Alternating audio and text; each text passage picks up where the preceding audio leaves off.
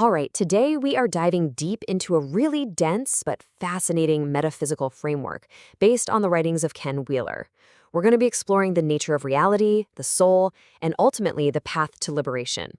It's a big topic, so let's get right into it. Okay, let's start with the single most important analogy for this entire journey. The idea here isn't that your soul is some little ghost living inside the machine of your body. No. Think of it like this. The soul is a pure, constant signal broadcasting from the very source of reality. Your body, your thoughts, your feelings, your entire conscious experience, well, that's just the radio. And most of the time, it's a pretty faulty radio, filled with a ton of static. Understanding this one distinction, well, it's everything. So, to really understand the signal, we first have to understand where it's being broadcast from. And according to this framework, the entire cosmos, everything we see and experience, it all springs from a single unified source. Now, the philosophy behind this is called emanationist monism. I know, big words, but the idea is actually pretty simple. It just means everything flows or emanates from one single simple principle. You probably heard of Occam's razor, right? The idea that the simplest explanation is usually the best one. Well, this framework takes that a step further. It says simplicity isn't just correct, it's divine.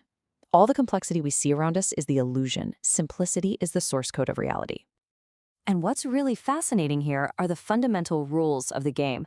Just look at that first point. The principle is rest, and its attribute is force and motion. This means the source of everything isn't some active creator god, but a point of absolute stillness. The entire universe of energy and movement is just an expression of that stillness. It's a reality of perfect unity with no contradictions. And this is crucial. Look at the bottom there. The one isn't a being or a god you can pray to.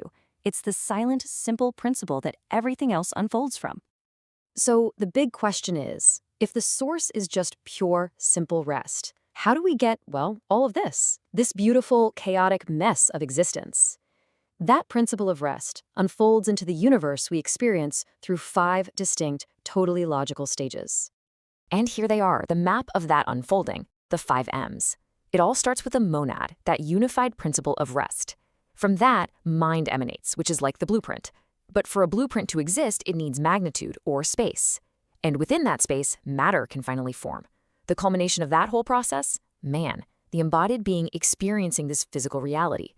You can see it's this clear cascade, a logical flow from pure, simple abstraction down to our concrete, complex world.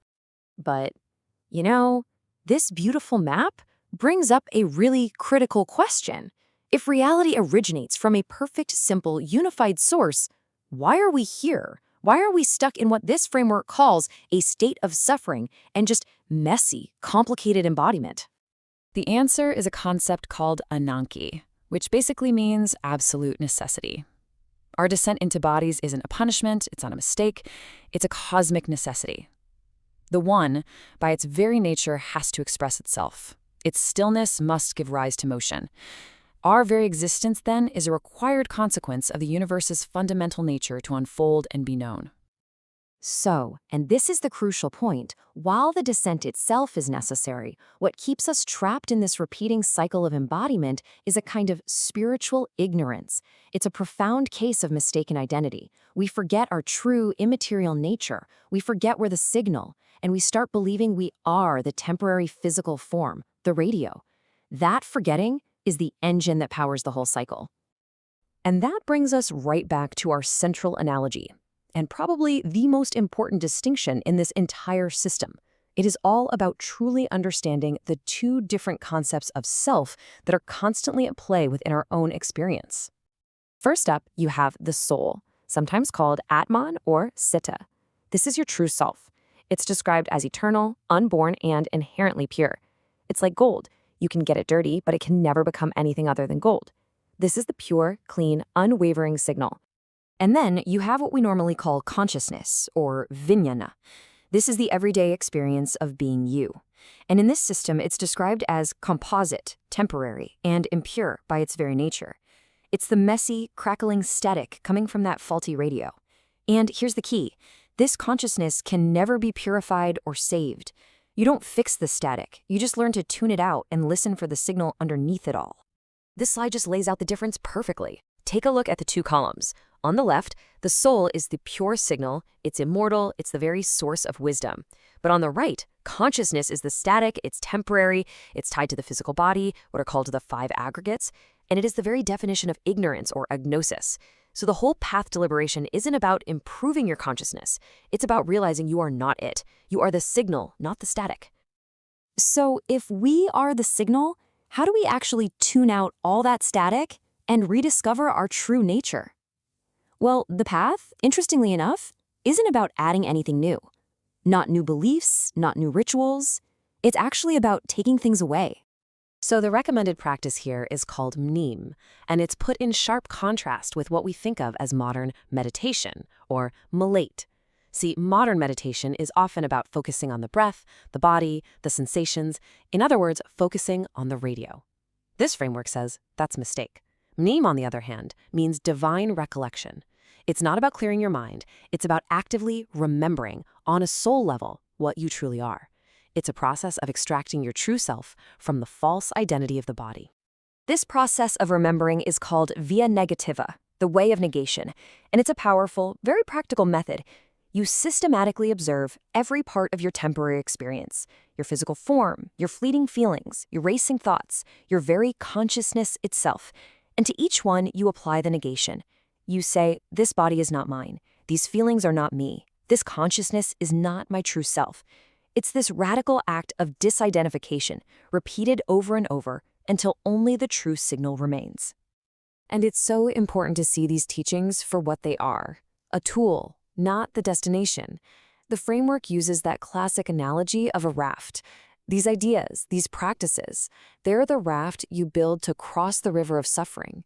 They're absolutely essential for the journey.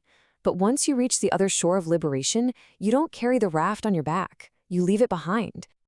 So let's talk about that final destination. What is on the other shore? What's the ultimate state of being that this path actually leads to? Okay, first, a really crucial clarification that might surprise you. In this system, nirvana is not the ultimate goal. Think of it as the doorway. It's the moment you finally step out of the cycle of physical existence, that contraction from the sphere of aggregation. Nirvana isn't the prize, it's the exit. The true and ultimate aim is what's called sama perfection. This is a complete and total reunification with the One, that simple divine source of all things. It's a return to the source code. It's a state where the signal is no longer broadcasting to a distant, faulty radio, but is one with the broadcast station itself. This ancient passage just describes the finality of that state so powerfully. It is the end of the cycle of rebirth and suffering. The journey is complete. The work is done. The soul has finally returned home for good. And this leaves us with a really provocative final thought. By reframing our everyday consciousness not as who we are, but as interference, as just static on the radio, this philosophy presents each of us with a profound challenge. What are you doing, right now, to tune out the noise and listen for the signal? That's the core question this framework asks you to live.